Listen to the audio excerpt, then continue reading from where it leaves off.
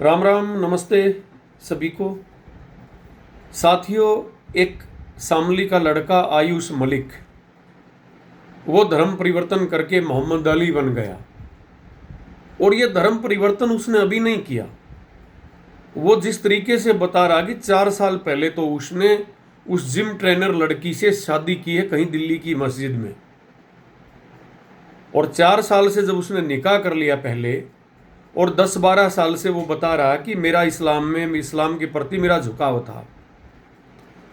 तो ना तो धर्म के ठेकेदारों ने देखा, ना उसके माँ बाप ने देखा, ना किसी को कहा।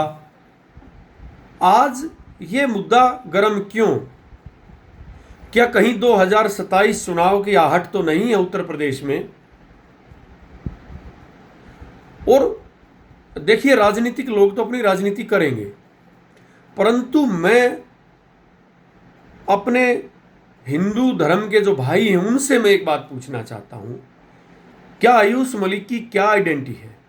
वो शंकराचार्य है, वो बहुत बड़ा किसी डेरे का महंत है, हिंदू धर्म का बहुत बड़ा वो प्रवक्ता है, या ऐसा ऐसा हाय तौबा मचाई हुई है कई दिन से कि जैसे आयुष मलिक ने धर्म परिवर्तन कर लिया तो हिंदू धर्म ही खतरे में आ गया? क्या हमारा धर्म इतना कमजोर है कि एक लड़का, और उसने दाढ़ी बढ़ा ली और वो उसने टोपी लगा ली और वो कन्वर्ट हो गया? और याद रखिए, हमेशा कन्वर्ट आदमी थोड़ी सी कट्टरता कुछ ज्यादा ही होती है उसमें। जिस लड़की से उसने निकाह किया, जिससे उसने शादी की है, वो लड़की चांदनी कुरैशी, उसके पहले के आप फोटो देखोगे तो लोअर टी शर्ट में है, वो मॉडल लड़की लगती है। लेकिन जब से उसने निकाह किया है आयुष मलिक से, उसके बाद वो बुरके में उसके फोटो आ रहे हैं, यानी उसकी आयुष से शादी के बाद। तो कट्टरता लग रही है कि चांदनी में नहीं थी, कट्टरता आयुष में हुई। और आयुष खुद कह रहा है कि मैंने सुना तो पाकिस्तान का कोई वीडियो डालता है, मैं उस मौलाना के प्रभाव में आया। तो मुझे लगता है कि आयुष को तो थाने में पकड़ के बंद करके कोई पूछताछ नहीं हुई, उस लड़की को और उसके बाप को अंदर कर दिया कि ये लव जिहाद है, तुमने एक लड़के को फंसा लिया। उसने दाढ़ी बढ़ाई हुई है, वो कलमा बोलता है, और सुना कि उसने मुंबई में खतना भी करवा लिया।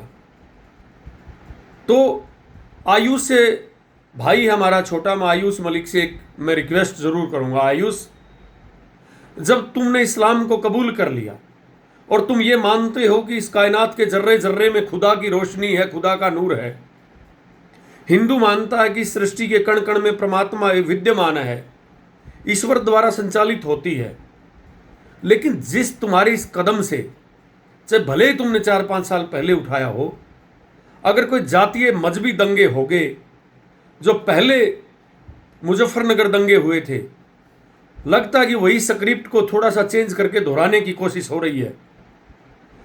और अगर वो हालात हुए तो कोई बेगुनाह मारा जाएगा, राजनीतिक लोग अपनी फसल काट लेंगे, परंतु अगर कोई बेगुनाह चला गया तो उस बहन का भाई नहीं आएगा, उस मां का बेटा नहीं आएगा। और किसी भी भारत के नागरिक का अगर नुकसान होता है, उसका खून बहता है, तो उससे हिंदुस्तान घायल होता है, ये याद रख लीजिए। खून बहता है हिंदू का, न बहता है खून मुसलमान का, बहने वाले लहू का हर कतरा है हिंदुस्तान का, और जहां लहू टपकता गीता का, वहां बहता है खून कुरान का। अगर तुम सच में खुदा को मानने वाले हो, तुम नबी को मानते हो, तो 2 मिनट लगती है धर्म चेंज करने में।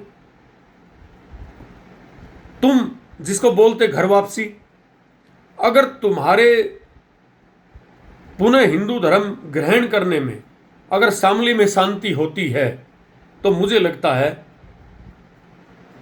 कि तू फिर खुदा का और उस भगवान का नेक बंदा है। परंतु ये मान लेना कि इसी रास्ते पर, इसी कट्टरता पे, कट्टरता दोनों तरफ से बहुत बुरी होती है। मुझे लगता है कि आज तक तुमने दाढ़ी भी बढ़ा ली है, सब कुछ है, पहले मैं भी मंदिर भी जाता हूं। मेरा ऐसा मानना है, मैं गलत हो सकता हूं, मैं कोई संत महात्मा और कोई प्रवचन देने वाला नहीं हूं, परंतु मेरे को ऐसा लगता है कि आज तक किसी को मंदिर में राम और मस्जिद में रहमान नहीं मिले। और कबीर साहब की एक वाणी आती है कि जैसे तिलों में तेल है और जैसे चकमक में आग, तेरा प्रीतम तुझ में बसे, तू जाग सके तो जाग। अगर हम देखें तो वो इस कायनात को बनाने वाला, इस सृष्टि का संचालन करने वाला भगवान, अल्लाह, वाहेगुरु, गॉड, वो हमारे अंदर ही है। परंतु बाहर के चिन्ह दिखाने से, कट्टरता दिखाने से, इससे केवल विनाश होता है, इससे केवल विध्वंस होता है। परंतु एक बहुत बड़ा वर्ग है जो बस देखते हैं कि मुद्दा कैसे मिले। मैं एक विनम्रतापूर्वक हाथ जोड़ के उस भीड़ से भी एक सवाल करना चाहता हूं, जो कपड़े निकाल के, गले में रुद्राक्ष की माला डाल के, और जो हाय तौबा मचाए हुए हैं, जो विधवा विलाप कर रहे हैं। मैं एक प्रकार से कहूंगा कि हिंदू धर्म खतरे में आ गया। मतलब क्या पहचान है आयुष की? आयुष के जाने से अगर हिंदू खतरे में आता है तो क्या हम इतने कमजोर हैं क्या? एक नहीं 36 आयुष चले जाएं। परंतु मैं आप लोगों से एक बात पूछना चाहता हूं, जब ये 4 साल से उस लड़की से उसने निकाह किया, तब आप लोग कहां थे? इसके अलावा जो भीड़ है, मैं उससे ये पूछना चाहता हूं, जब हमारे देश के माननीय प्रधानमंत्री जी मंच से खड़े होकर कहते हैं कि मैं पठान का बच्चा हूं, आपने प्रदर्शन नहीं किया, माफ करना। पठान कौन होता? मुसलमान ही तो होता होगा।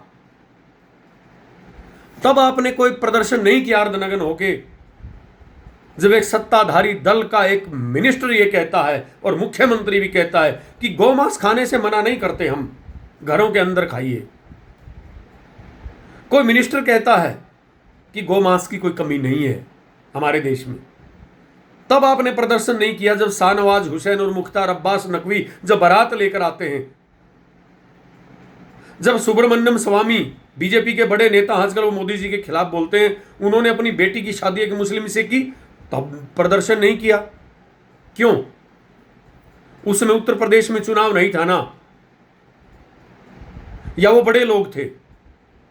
जब सारा पायलट, फारूक अब्दुल्ला की बेटी और अमर अब्दुल्ला की बहन जब सचिन पायलट से शादी करती है, तब हमारा धर्म खतरे में नहीं आया। जब अमृता सिंह, एक हिंदू लड़की,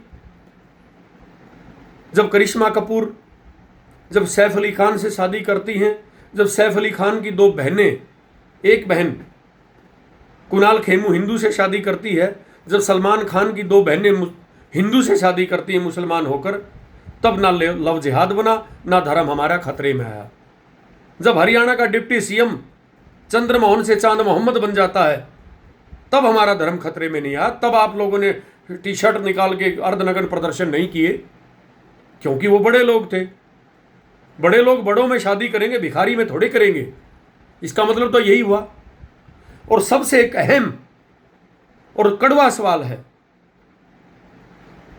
हम शास्त्रों में सुनते हैं, देखते हैं, शंकराचार्य को हम भगवान मानते हैं, और शंकराचार्य स्वामी अविमुक्तेश्वरानंद जी महाराज वो बयान दे रहे हैं, वो उनका बयान है, ये मेरा बयान नहीं है। वो कह रहे हैं कि मुझे एयरपोर्ट पे इंद्रेश जी मिले। इंद्रेश जी बहुत बड़े नेता हैं आरएसएस के, बहुत बड़े, और वो शायद एक पुल का काम करते हैं हिंदू और मुसलमानों के बीच में। और शंकराचार्य जी ने बताया कि इंद्रेश जी ने कहा कि 10 लाख हिंदू लड़कियों की शादी हमने मुसलमान लड़कों से करवाई है, ताकि वो उन लड़कों को हिंदू धर्म में लेकर आए। आपने तब प्रदर्शन नहीं किया जब 10 लाख हिंदू बहनें शंकराचार्य जी के मुताबिक, कहे मुताबिक, जब मुसलमान के घर में बहू बन के चली गई, तब आपने प्रदर्शन नहीं किया। तब प्रदर्शन नहीं करोगे आप, क्योंकि मामला इंद्रेश जी का था। आज अगर हिम्मत है तो हमें यह पूछना चाहिए इंद्रेश जी से, अगर इंद्रेश जी आप मौन हो तो इसका मतलब आपने पाप किया है, 10 लाख हिंदू बेटियों की शादी मुसलमान से करवाई है। और अगर आपके ऊपर यह झूठा इल्जाम है तो खुल के बयान दीजिए कि शंकराचार्य झूठ बोल रहे हैं। परंतु आपकी जो मौन हो जाना है, वो भी स्वीकृति है इस चीज में कि आपने ये जघन्य पाप किया होगा, क्योंकि आप इसका कोई जवाब आपने नहीं दिया है। और अगर यह गुनाह आपने किया है तो आप बताइए उन 10 लाख हिंदू लड़कियों का जिसका मुस्लिम से आपने विवाह करवाया, उन कितनी लड़कियों का तलाक हुआ, कितनी लड़कियों का हलाला हुआ, और कितनी लड़कियां उन लड़कों को लेकर वापस हिंदू धर्म में आई, उनकी घर वापसी करवाई। क्या बता सकते हैं आप? बहुत पीड़ा होती है ऐसा देख के। इस देश को कमजोर करने की साजिशें चल रही है। बस चुनावी फसल कट जाए, 4-5 साल पुराना मामला है। और मैं तो एक बतौर एक खाप का एक कार्यकर्ता होने के नाते, मैं तो, हमारी बहुत ही मजबूत और सम्मानित खाप है मलिक खाप, मैं उन अपने भाइयों से भी मैं ज़रूर बात करूंगा और उनसे मैं निवेदन भी करना चाहता हूं इस वीडियो के माध्यम से कि कोशिश कीजिए ये आग ना लगने पाए, ये ना फैल पाए। उस बच्चे को समझाइए, और अगर नहीं मानता तो जाए भाड़ में। कोई आयुष के जाने से धर्म खतरे में आ गया क्या हमारा? हम इतने कमज़ोर हो गए? और नहीं तो उसको समझा बुझा के और उनको बोलिए कि भाई ठीक है, तुमने शादी कर ली, लड़की को अपने घर लेके आओ। और इसको इस मामले को जाट और मुस्लिम मत होने दीजिए। आज भी कितने हैं, पाकिस्तान में आप देख लीजिए, हिंदुस्तान में देख लीजिए, जाट सिखों में भी हैं, जाट मुसलमान भी हैं, जाट हिंदू भी हैं, जाट जैनी भी हैं हमारे यहाँ जींद में। सभी तो प्यार से रहते हैं, क्या बुराई है इस चीज में? लेकिन ऐसा ना हो कि किसी बेगुनाह का नुकसान हो जाए और राजनीतिक लोग अपनी फसल काट के ले जाएं। हमें इस चीज़ से सचेत रहना है। और पुनः मैं आयुष भाई से ये गुजारिश मैं ज़रूर करूँगा कि तुम्हारे एक कदम से शांति हो सकती है, क्योंकि जो लोग, जो सो कॉल्ड लोग, जो धर्म के ठेकेदार, जो इंद्रेश से नहीं पूछ सकते, जो और बड़े लोगों से सवाल नहीं कर सकते, वहाँ शामली में तो बवाल काटे ही काटेंगे। भाई वो नहीं मानते तो तुम ही मान जाओ।